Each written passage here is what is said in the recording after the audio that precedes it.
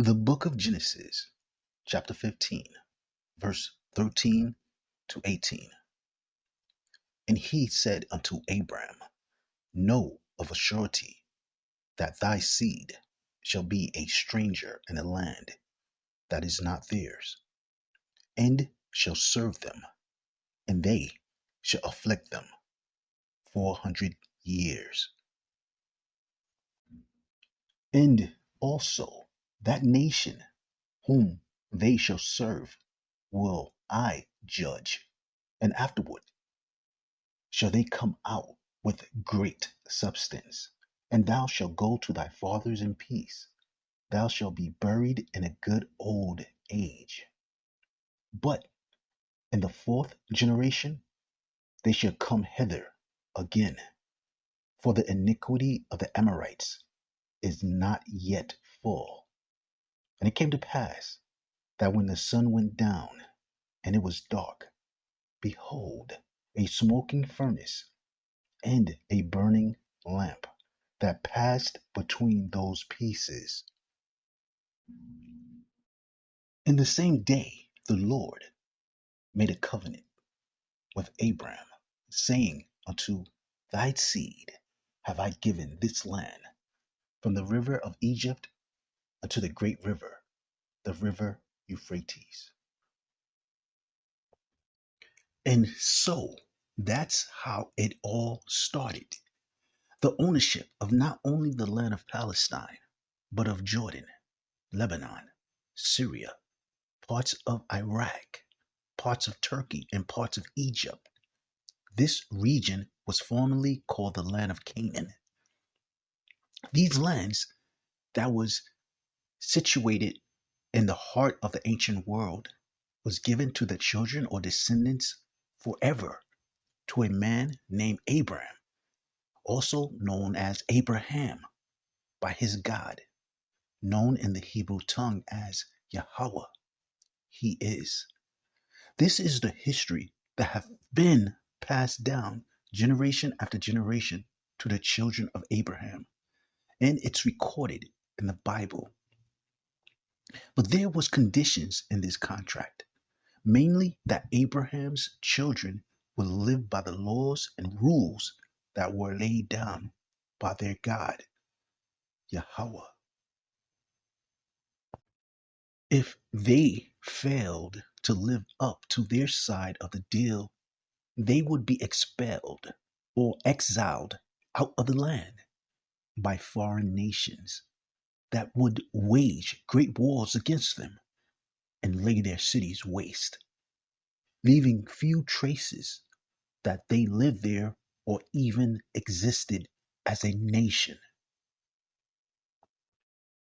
And so, as predicted in the Holy Bible, the Assyrians, the Babylonians, Persians, Greeks, and finally the Romans drove the Israelites out of their promised land.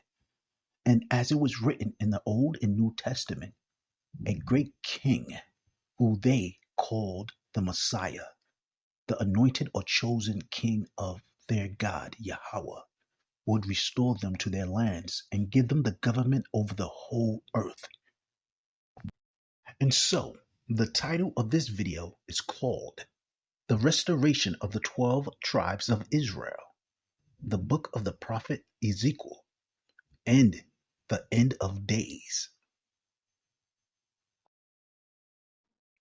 Many Native Americans, Latinos, and American blacks, and blacks of the Americas patiently wait for the promises that was given to Abraham by his God, Yahweh, because they believe themselves to be his direct descendants, along with many other people scattered across the globe. A Wikipedia article, African Americans.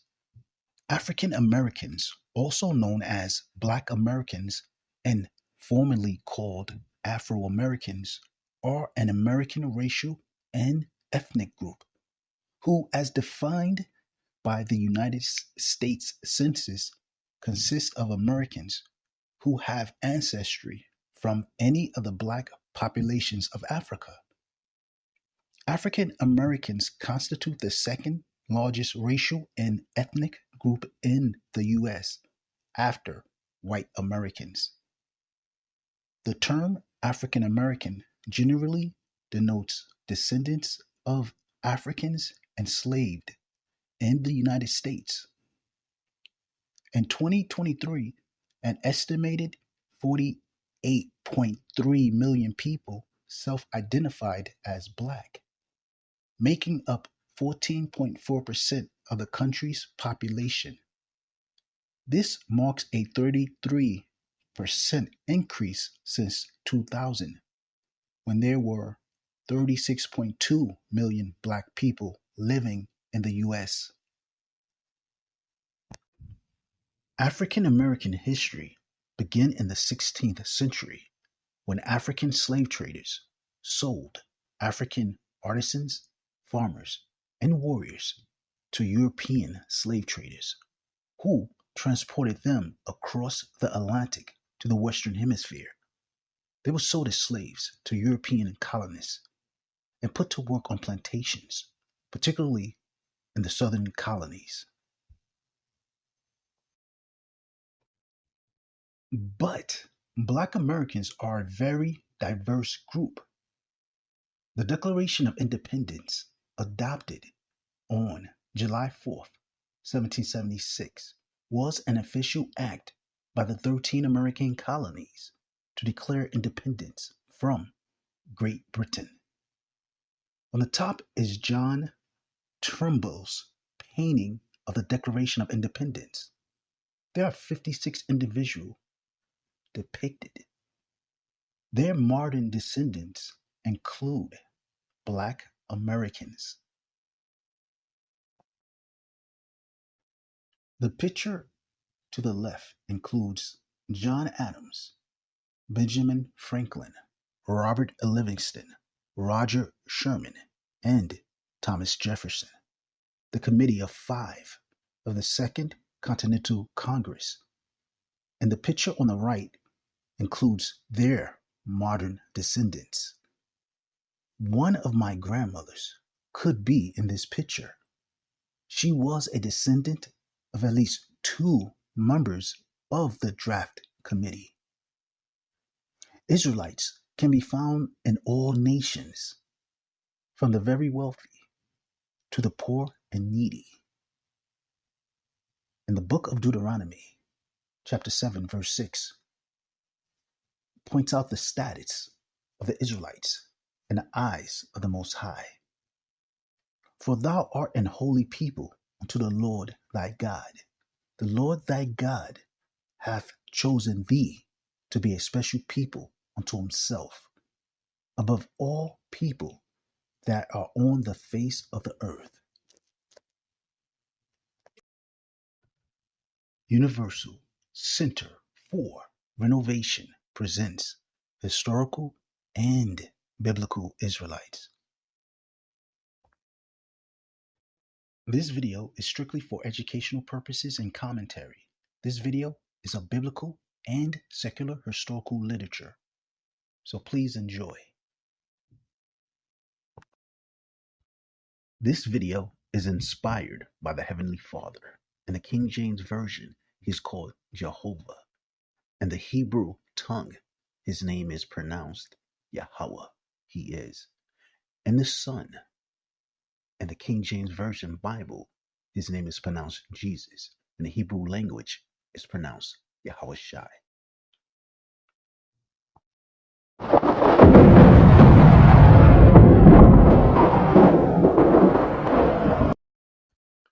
One of the most misunderstood people under the heavens. In the year 2025, their origin and history is still debated among themselves. Let's use the World Book Encyclopedia to shed some light on this enigmatic or mysterious people. The World Book Encyclopedia, Book B, Black Americans. Black Americans belong to the African geographical race.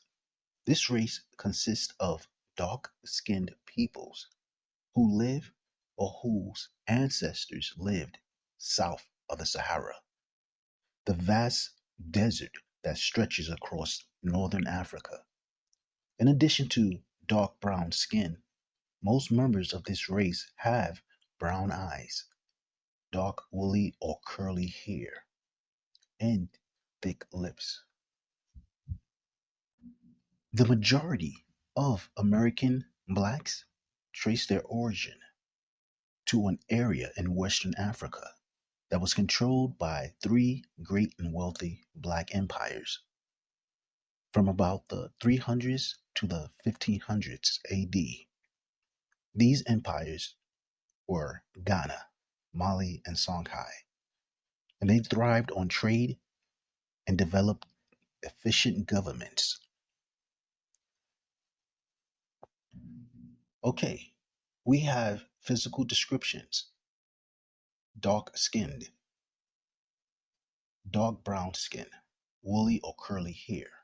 This is a partial description.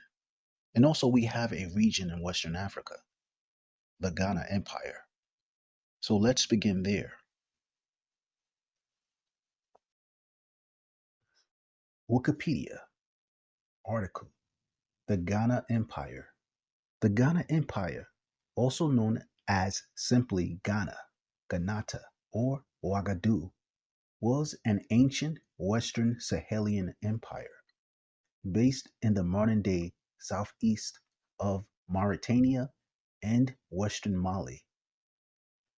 It is uncertain among historians when Ghana's ruling dynasty began. Medieval Arab writers and a Berber origin. The earliest discussions of Ghana's origins are found in the Sudanese chronicles of Mahmud Kati, the Tariq al-Fatash, and Abd al-Rahman as-Sadi, the Tariq al-Sudan. French colonial officials, notably Maurice de la Fosse, concluded that Ghana had been founded by the Berbers and linked them to North African and Middle Eastern origins. De la Fosse produced a convoluted theory of an invasion by Judo or Judeo-Syrians or Jews from Syria. The founders of the Ghana Empire are called Judeo-Syrians. That means Jews from Syria.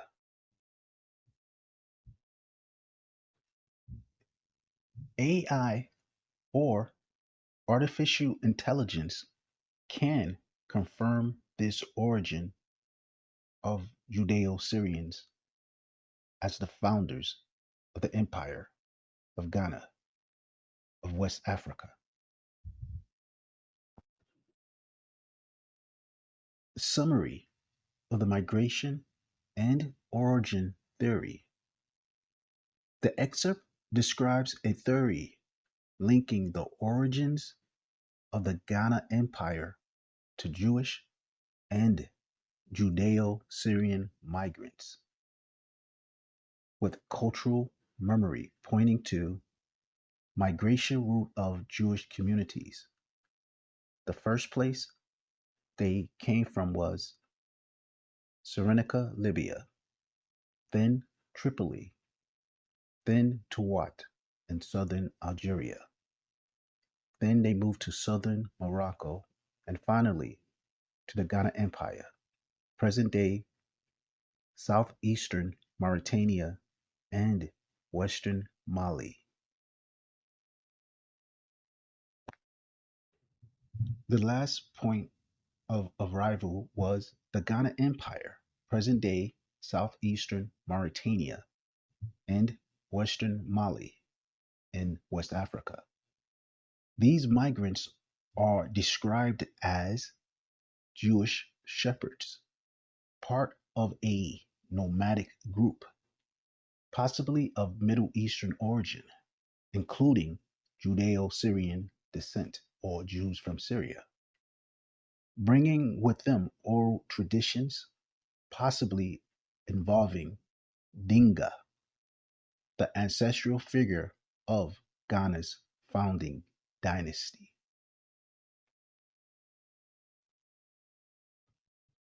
Cultural and ethnic insights. Dinga is linked to legends of origin from Jerusalem. So Dinga came from Jerusalem or Yemen or the biblical lands. European theorists like Maurice Delafosse attempted to trace the founding of the Ghana Empire to these Semitic or Shemitic or Jewish lineages, describing them as possessing superior intellect, historical memory of Middle Eastern ancestry. Dinga is a legendary ruler of Ghana. Dinga is said to have come from the Middle East to West Africa. This is closely tied to 19th and early 20th century European attempts to explain African civilizations by attributing them to external, often Semitic or Shemitic origins, which is both historically significant and also debated in modern scholarship. European and African scholars have taught and they have written in many books that the Israelites migrated from the Middle East into Africa, and they were the founders of empires in different African states, bringing their civilization into the interior of that continent, into Africa. Migration of the Judeo-Syrians or the Jews from Syria into the interiors of Africa. The map reads Syria, then Egypt, then Cyrenaica, Libya, then Tawad, and finally the Ghana Empire of West Africa. Native Africans and European historians and scholars know this history, but the native Africans have mixed feelings. If you are a descendant of these Jews, it's usually positive. If you're not, then it's negative. Because the native Africans or Hamites, biblically, didn't have good relations with these invading Shemites. The situation became so tense that eventually they went to war with them. And with the assistance of some Arab tribes who were living in Africa at the time, they won many battles and sold them, the Judeo-Syrians, to the European slave traders.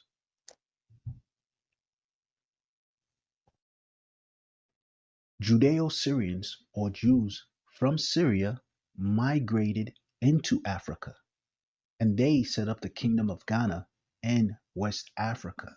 They also built a synagogue or place of assembly for worship and education in an ancient Roman city by the name of Dura-Europos inside the land of Syria. Synagogues were not only places of worship, but they were used for networking, for trade and commerce, and for legal matters. They were multifaceted.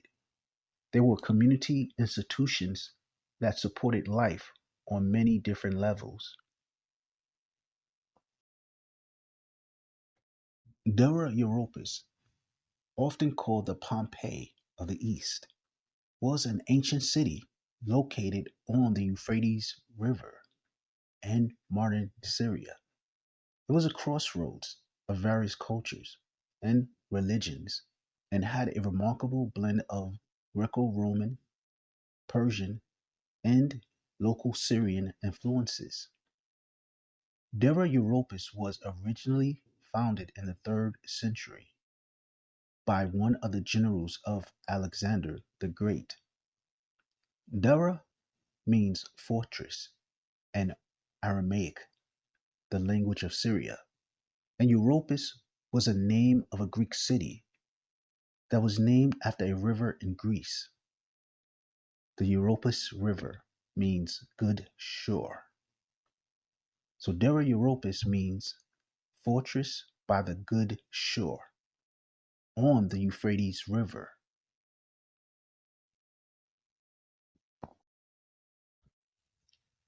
Based on archaeological estimates and ancient records, historians believe the city may have contained anywhere from 3,000 to 10,000 people. The city contained a modest sized building that could accommodate around 120 to 150 people at one time. This was the synagogue of Dura-Europos. The Dura-Europos synagogue in the year 256 AD, ancient Syria.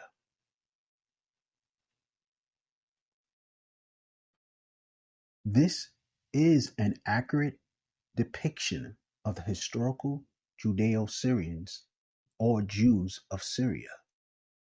These Jews of Syria founded the kingdom of Ghana in West Africa. The Black Americans lived in the empire of Ghana. So ultimately, these are the ancestors of Black or so called African Americans.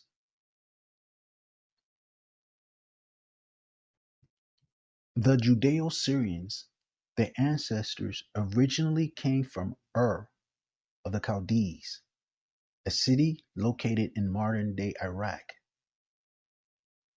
The Judeo Syrians, or the Jews from Syria, they were a people of many civilizations. They lived in Egypt, Assyria, Babylon, the Persian and Greek empires, and Roman Empire. Their knowledge and technological expertise had no bounds. They were builders of cities, they were builders of empires. Reconstructing history with the help of AI or artificial intelligence is one of the most exciting and innovating ways that technology is changing the field of historical research. Artificial intelligence, including machine learning, natural learning processing, and advanced data analysis, is opening new doors for historians and archaeologists to understand the past in ways that was once unimaginable. This synagogue or building for the congregation of the Syrian Jews or Judeo-Syrians, it can shed more light on the history of the biblical Jews that lived in Syria, Africa, and Europe, Asia, and the Americas today. The rediscovery of Dura-Europos synagogue around the year 1920 AD, and this is history. Dura-Europos was buried under sand for 1600 years.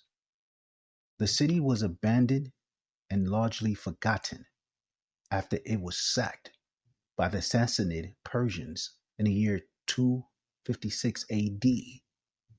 Over time, sand from the surrounding desert combined with the gradual accumulation of earth eventually buried the city and its buildings, preserving many of its structures and artifacts in the process.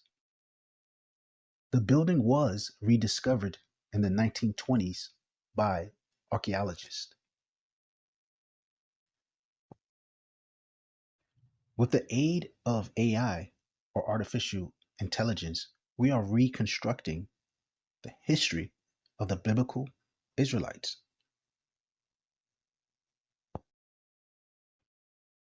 but through the perspective of the Bible, the Old Testament, Apocrypha, and New Testament, always using this book as a guide into the past, present, and the future.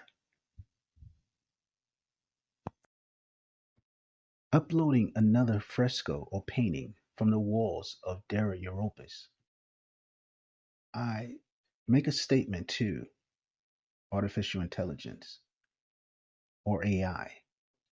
This is another fresco from Dura-Europos of Ezekiel. He's a Jew with woolly or curly hair, with a light brown skin tone. Please analyze this image. And this is the reply from AI. Thank you for sharing this image. This fresco of Ezekiel from the Dura-Europos synagogue, circa 244 CE, is a powerful visual and theological artifact. Let's analyze it both artistically and ethnographically. Visual and ethnographic analysis. Central figure, including Ezekiel. Hair texture. All three central male figures, including Ezekiel, likely the man in the middle or rightmost figure, are depicted with woolly or curly hair, drawn in thick, rounded black curls. This is consistent with many Semitic depictions in Syrian and Mesopotamian art, and differs from Roman or Hellenistic norms, which often use straight hair or idealized curls.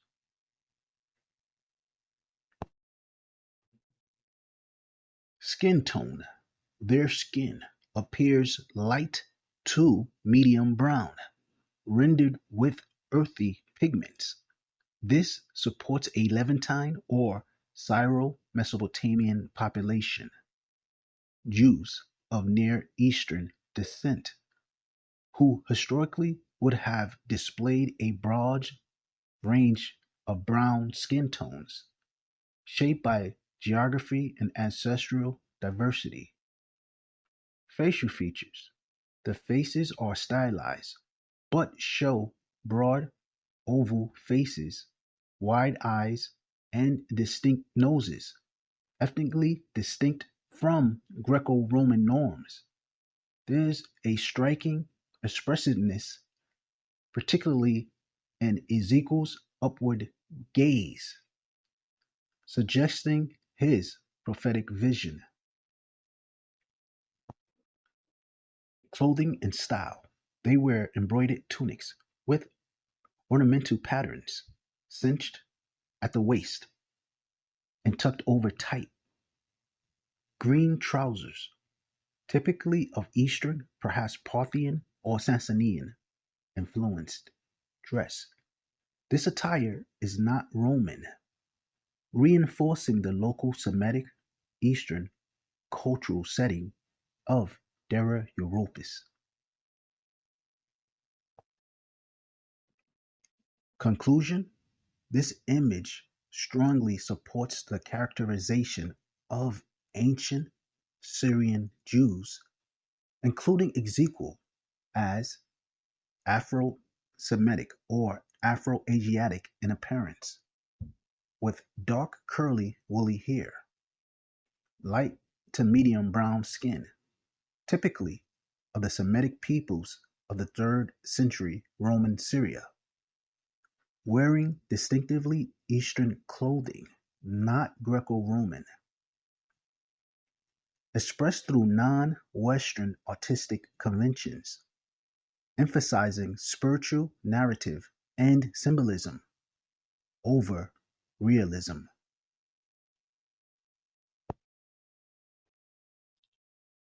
The AI or artificial intelligence analyzed the Ezekiel fresco from the wall painting of Dura-Europos and brought the artwork to life in a more realistic art style. This is a physical type of a Jew from Syria or a Judeo-Syrian. These people founded the empire of Ghana in West Africa, and ultimately they were the ancestors of Black Americans. They came from the Middle East.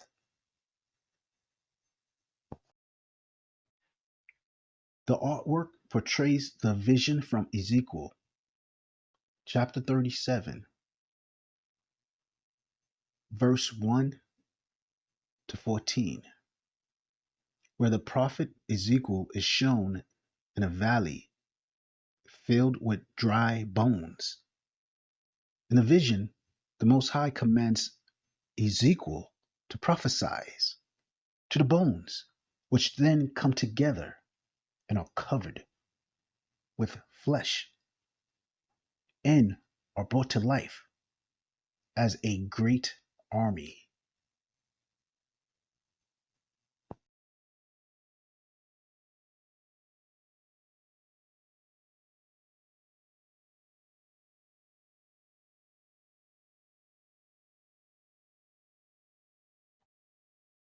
Wikipedia article. Ezekiel. Ezekiel was an Israelite priest. The book of Ezekiel relating his visions and acts is named after him. The Abrahamic religions acknowledge Ezekiel as a prophet. According to the narrative, Ezekiel prophesied the destruction of Judah's capital city, Jerusalem.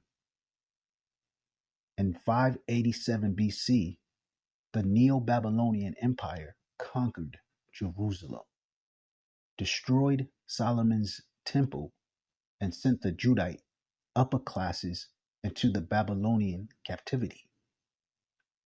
However, Ezekiel also prophesied the eventual restoration of the Jewish or Israelite people to the land of Israel.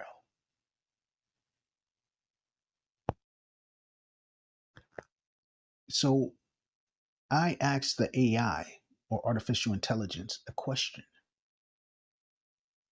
in the form of a statement. The Israelite prophet Ezekiel predicted the restoration of the nation of Israel? Yes, the prophet Ezekiel offered one of the most powerful visions of national restoration in all the Hebrew Bible.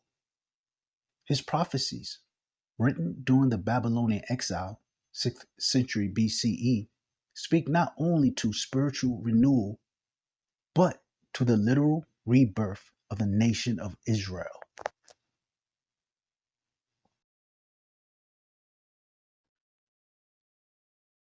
Ezekiel's prophecies of national restoration, the valley of dry bones, Ezekiel, book 37, verse 1 to 14.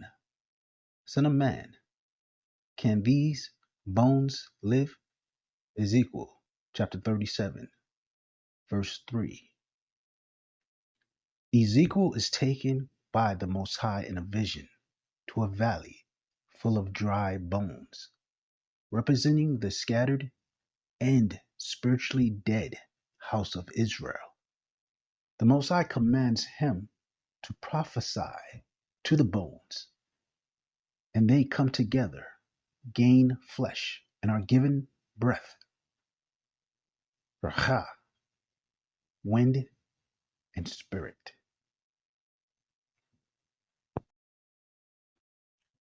Interpretation. These bones are the whole house of Israel. I will open your graves and bring you back to the land of Israel. The message.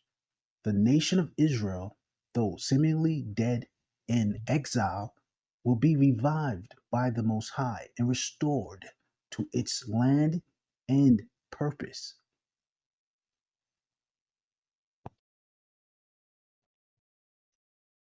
The two sticks, the book of Ezekiel, chapter 37, verse 15 to 28.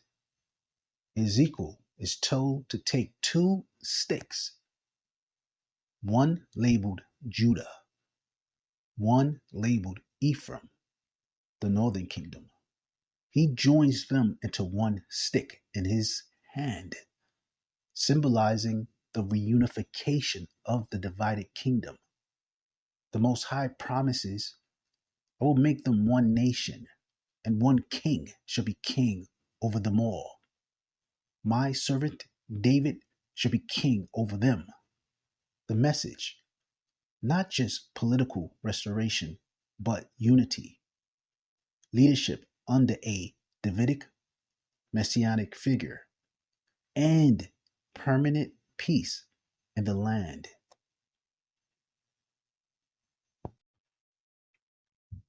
The stick, representing the unification of the northern and southern kingdom into one nation, will only be brought together by the Messiah. But it has always been important to identify who the Israelites are and to prophesy to them of their future restoration. Blacks in the Americas, Latinos, and Native Americans have put together a geographical map based on the predictions of where the biblical Israelites will be located in the end times. All Jews or Israelites speculate on what happened to the tribes, but we will show that the ancient and medieval writers in Europe and the elites of Europe were more in agreement with the 12 tribes chart that was constructed by the Israelites in the Western Hemisphere. One great example of this idea would be the fact that the natives of the Americas are included as members of the tribes of Israel. The Bat Creek Mound is an archaeological site located in Tennessee in the United States, and it is particularly famous for the discovery of a mysterious inscription. The tablet was small and made from sandstone. It was found in the burial of an individual of Native American origin from the Hopewell culture.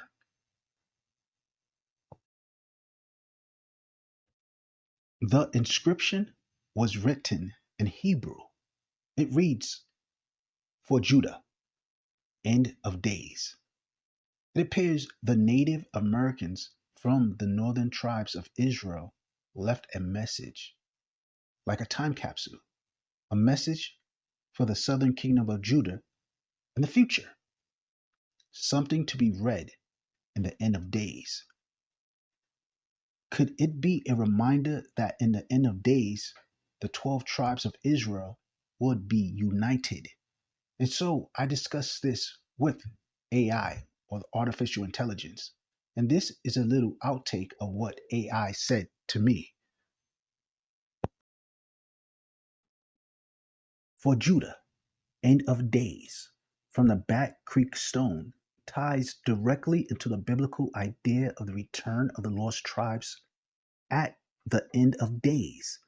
In this context, the Native American connection to Judah and the northern kingdom of Israel could be seen as part of a larger cosmic story.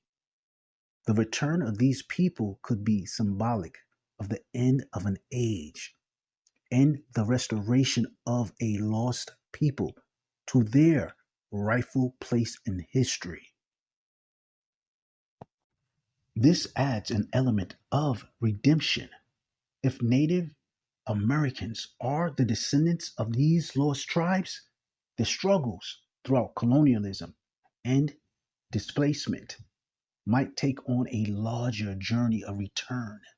It transforms from an endless tragedy to a sacred narrative of struggle and resilience. Exile, in the biblical sense, was never meant to be permanent. The Israelites were exiled, but their return was prophesied. That return was about rediscovery, healing, and restoration, not just of land, but of identity, dignity, and purpose. For Native Americans, if they are indeed connected to those ancient tribes, it gives a profound spiritual context to their trials. Their suffering isn't a sign of abandonment, but a chapter in a larger divine story of restoration. For Judah, end of days. Universal Center for Renovation, restoring the history of the 12 tribes of Israel.